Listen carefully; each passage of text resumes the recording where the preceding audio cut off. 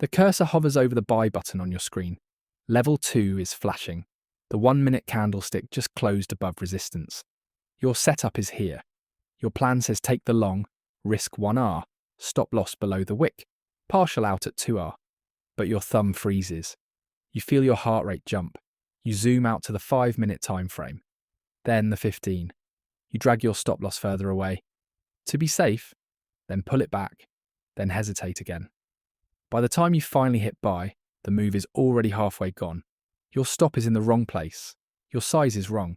And now every tick against you feels like a personal attack. This is day trading for most people. Dopamine when the P&L turns green, cortisol when it goes red, adrenaline when volatility spikes, and serotonin slowly draining away after a string of losses. So far, no my. And here's the painful paradox. The more you try to control each trade, the more the trade controls you. The more you stare at every candlestick, the more blind you become to the bigger picture. The setups that work best rarely feel comfortable. The ones that feel perfect are usually the ones you oversize and destroy yourself on. So this video is not about finding the perfect indicator or secret pattern. It's about something far more radical. How I reprogram myself to be a day trader. Not just changing my strategy, changing the operating system that sits between the mouse and the monitor. Because most traders lose money. Not because the market is unbeatable, but because their brain is running the wrong software for this game. And if you don't rewrite that code, the market will do it for you, with forced lessons and very expensive tuition. This is not financial advice. It's a walk through the psychological rewiring that turned me from emotional scalper to disciplined day trader, using ideas pulled from the best trading psychology minds on the planet. Let's go inside the brain of a trader and hit debug.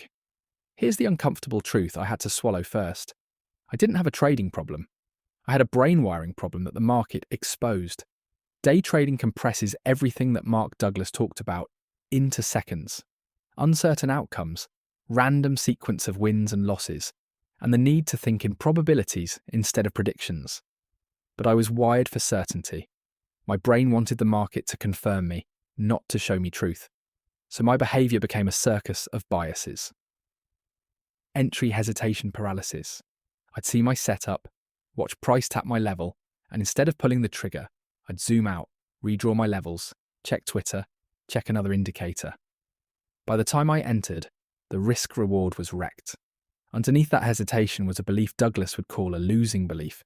If I lose on this trade, it means I'm a bad trader.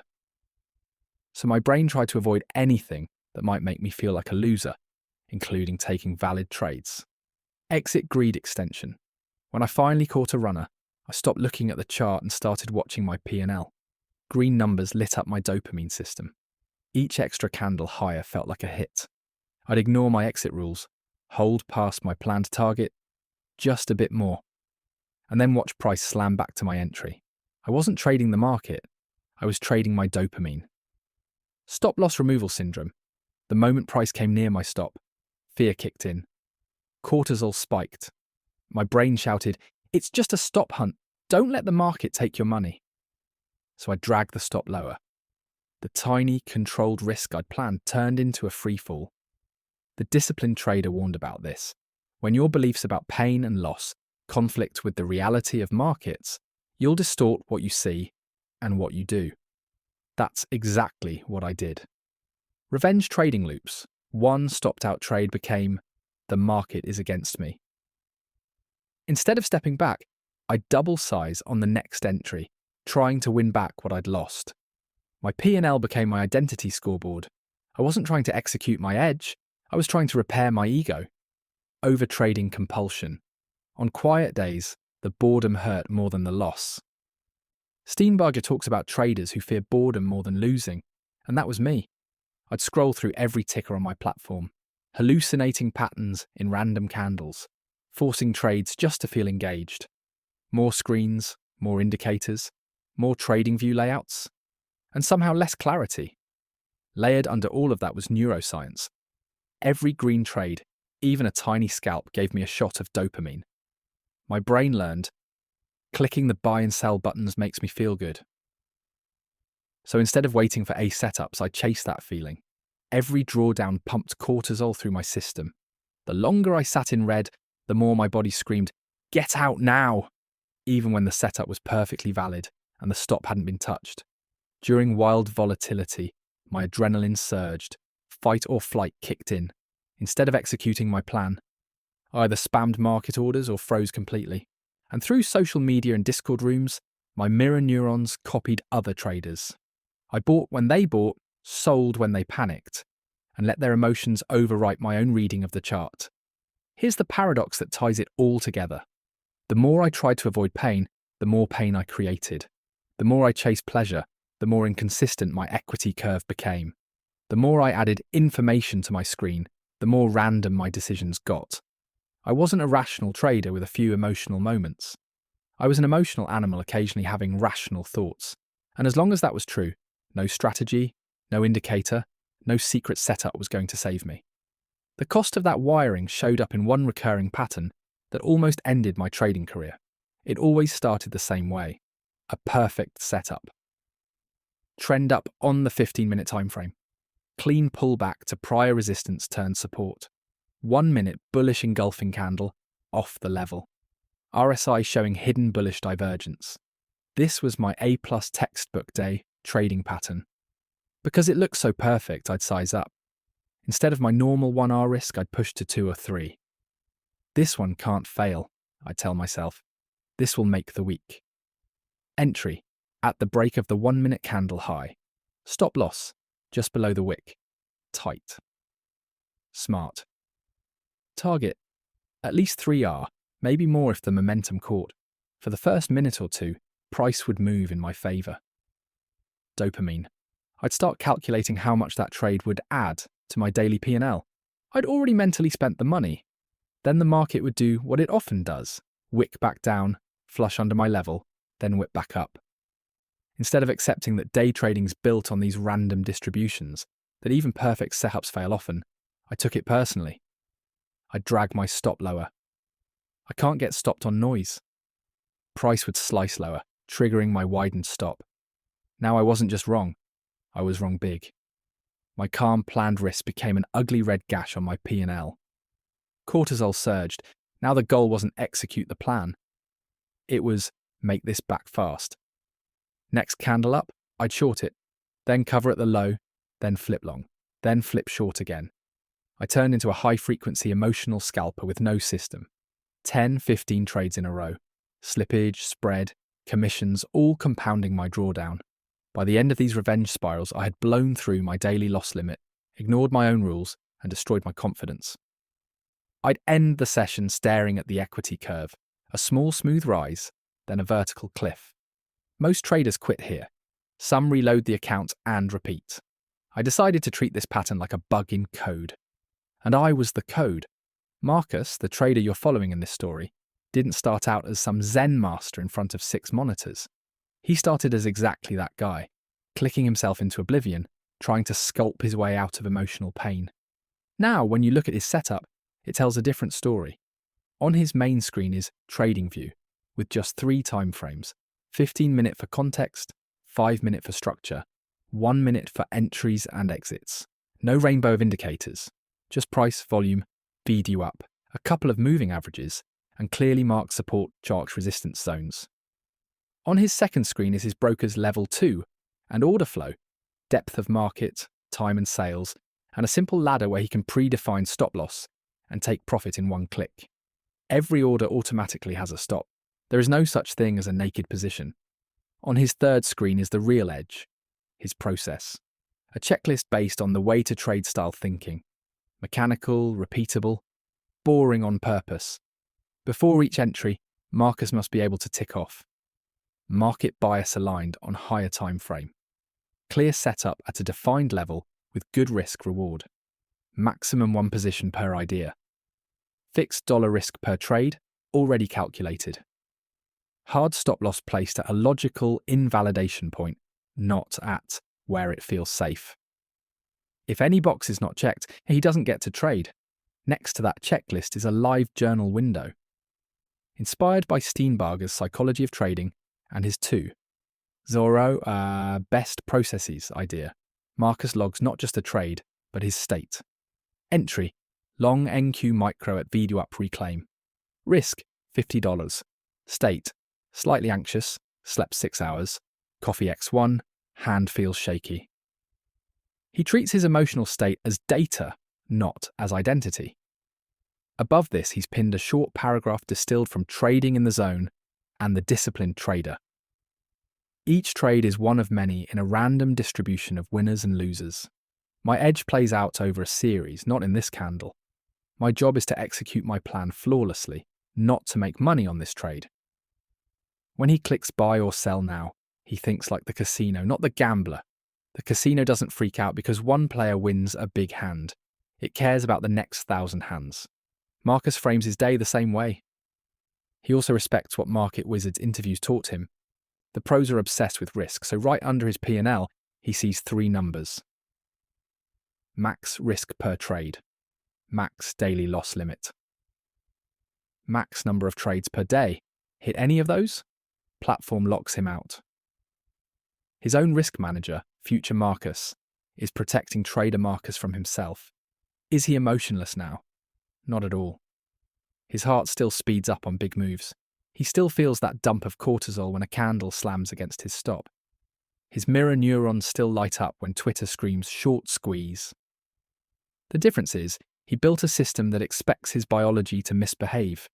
He stopped trying to become a robot. He rebuilt his environment so that even a messy human like him can trade like a professional. Let's break down how that reprogramming actually happened, step by step, so you can steal the parts that resonate. Step 1. Brutal awareness. Before he could change anything, Marcus had to see what was really happening. For 2 weeks, he stopped trying to improve and started just recording. He took screenshots of every entry and exit on his candlestick charts. He wrote what he was feeling at entry, while in the position, and at exit. He noted when he moved stops, when he ignored his plan, when he drifted to social media. The results when he printed it out was humiliating, but it was also the first time his beliefs and his behavior were on the same page. Step 2. Redefine success. From Mark Douglas and The Disciplined Trader, he borrowed one core idea: beliefs drive behavior. As long as he believed a good trade is a winning trade, he was doomed. So he deliberately adopted a new belief and drilled it daily. A good trade is one where I followed my plan and respected my stop loss. A bad trade is any trade where I broke my rules, regardless of P&L. He wrote that at the top of his journal every morning and reviewed 10 past trades, labeling them good process, and bad process instead of win, loss. Over weeks, his brain slowly detached ego from single trade outcomes. Step 3. Mechanical risk before magical setups. From the way to trade and the system trader mindset, Marcus realized he needed to become boringly systematic about position sizing and risk.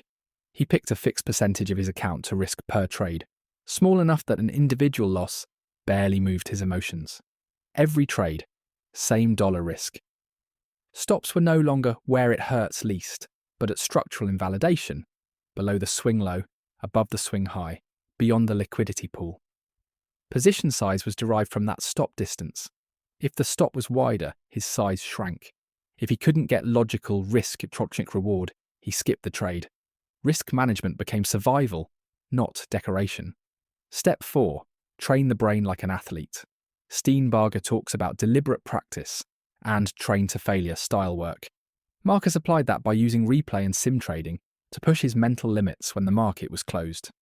He ran TradingView bar replay on fast-moving sessions and practiced, taking the valid entry as soon as his rules were met, holding until his planned take profit or stop loss hit.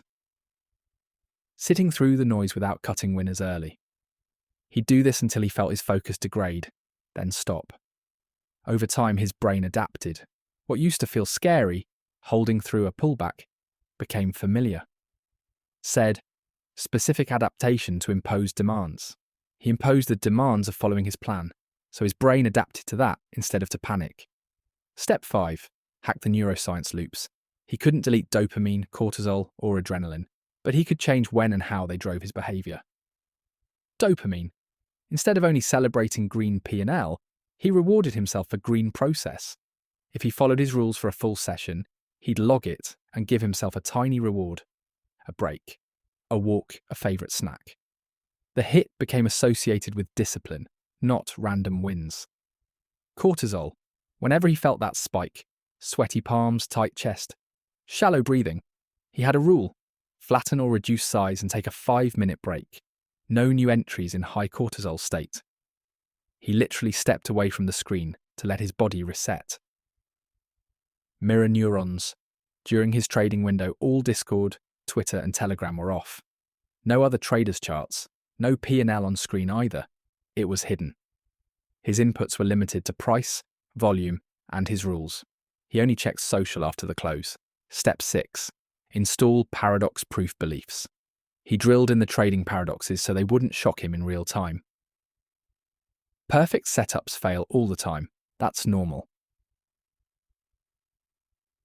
My best trades will often feel uncomfortable because they lean against my fear. More analysis doesn't mean more clarity. My edge is in simple, repeatable setups. More screens can mean more noise. I only need the information that feeds my process.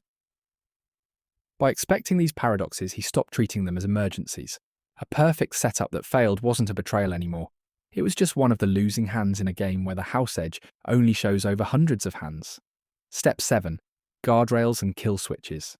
Taking a page from Market Wizards and all the blow-up stories, Marcus hard-coded guardrails into his trading platform. Hit his daily loss limit. Trading disabled. Reach his daily max number of trades. Locked out. Break a rule 3 times in a week. He had to drop to sim for at least 5 sessions. Most traders lose money because their worst day wipes out their last 20 good days. Guardrails protect you from your own worst day. What does life look like on the other side of that reprogramming? Picture Marcus on a big news morning. Futures are gapping up, spreads are wide, order flow is wild. On the 1-minute chart, Pampora, BAM, candlesticks are long and messy. Prime territory for old Marcus to go insane. Now he's calm, not relaxed. He still feels the buzz, but contained. He watches the 15-minute candle close above resistance. He marks the level. He waits for price to pull back toward VWAP. On the 1-minute, he sees his setup trigger. Wick into the level. Buyers stepping in on the tape. Risk, jotched reward, at least 2R. Checklist, aligned. Bias, level, structure, risk, stop, target. He clicks buy. Size is pre-calculated. Stop loss is in the book the moment he enters. Price pushes in his favour, then wicks back near his stop. The old urge to grab profit or move the stop flares up, but now it's just that. An urge. He notices the cortisol spike, breathes, watches the candles. The plan says hold. He holds. This trade ends as a small winner. 1.5R. Not the monster move social media will brag about.